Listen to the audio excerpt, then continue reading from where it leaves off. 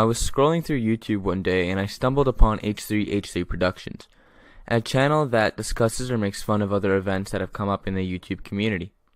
Ethan Klein started the channel, and now his wife, Ela, also participates in the creation of the video.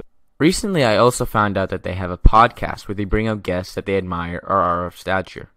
Ethan mentions many times that they simply are there for some gaffes, laughs, spoofs, and goofs. It's just a place where they ask their guests about their lives and dive deeper into topics or controversies surrounding said lives.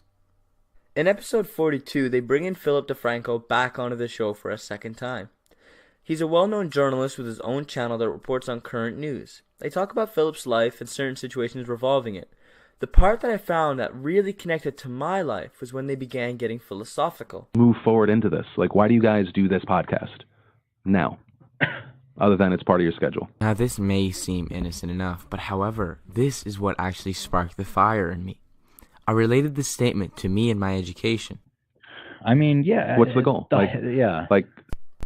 That was Ethan's reaction when he was asked about why he did the podcast every week. I felt the same. I couldn't figure out an answer to a question that wasn't even aimed at me. I found myself asking myself, why do I go to school? Why do I do assignments? And why do I study for tests? I did do those things, but they were all half-assed. I realized I had been making excuses and dodging that question for some time. Why do I do it? And my ability to perform in school will affect the outcome of the rest of my life. I went through the first semester as if it was nothing more than just a part of my daily schedule. Wake up, go to school, study things I had no reason for studying, come home, then do assorted activities that held some meaning to me, I guess. But see, that's the problem. It's the guess. In this point in our lives, we should know. Well, I think that's my opinion. Wait. It's kind of ironic. Anyway, Philly D has this to say on the topic. Like, why do we do it? Like, if we don't have that kind of North Star of the answer, I think then we just have to try. We don't have to find it before we keep moving forward, but just it should be part of the process. Like, what is it? Well, He's basically saying that even if we don't have an end goal in mind, we can keep moving forward and put in 100%, and that the discovery of the reason as to why we do it all should come around as we continue our work. See, if I had known that from the beginning, this semester would have looked a lot less like what I'm showing you right now, and a lot more like this.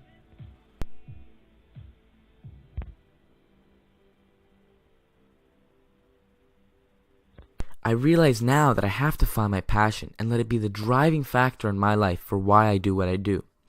However, I can't just say, oh, well, hockey is my passion, so that pretty much means I'm going to be successful at school now. No. Simply put, you must have a passion that makes you get out of the bed in the morning, and it is what you strive to be doing. But you need to force yourself to do other things sometimes. You can do this by saying, well, I need to do this task that I find unpleasant in order to be able to do my passion in a few days, in a few hours, in a few months, whatever it may be. That way you have something to look forward to. We can't force ourselves to enjoy something. It just doesn't work like that. We like what we like. And in my case, I like doing several things that are not school related. However, I know that these things are not what are going to get me further in life. I'm never going to become a professional snowboarder. I'm never going to become a pro athlete. However, it's school that will further my career. And whether I like it or not, this is the truth. So I have to start focusing more on school and how it's going to allow me to do the things that I love doing. But I'm not going to accomplish this by studying more. I'm going to accomplish this by being more motivated. Because when you're motivated to do something, you have a higher chance of achieving success, or you will be better at performing that task or skill. For example, if you were running away from a bear, I bet you would run a lot faster than if you were just doing laps around a track. Motivation is the driving factor for success. I'm going to end this by straying a little off topic, by saying something that I think is really important. We need to remember that just because you're motivated and perform well in school doesn't mean you're going to land that dream job, buy that dream car, and get that dream life. Life offers no promises, and I found that Even if you study all that you can, at the end of the day, you can only anticipate only 50% of what life has to throw at you. Does that mean we all quit what we're doing and forget about everything? No. We can believe in something all we want, but we have to remember at the end of the day, we still can't know for certain the outcome. Really, if we knew how everything would turn out, would we still want to do anything? I don't think so. I think it's the uncertainty that makes life so precious and so valuable. Not knowing what's behind the door when you're faced with the opportunity of opening it provides that thrill and that sense of fear and uncertainty.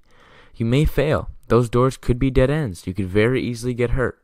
Only just over the break did I get a concussion after landing on my injured ankle and going head over heels. I threw a poorly executed front flip that landed in my injury. But do you want to know what my regret is? It's not the fact that I threw the front flip. It's not the fact that the visibility was poor and I stayed on the hill when everybody else left. No, it was just that I didn't get it on video.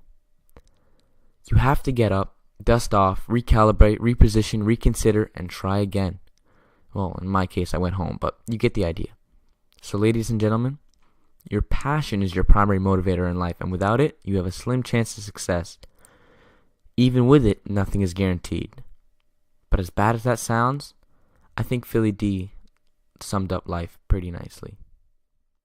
Right, there's something that's kind of also hilarious about how fucking horrible being human is. Yeah, the human experience is a tragedy. So remember, folks, that's life. So don't hate the players, hate the game.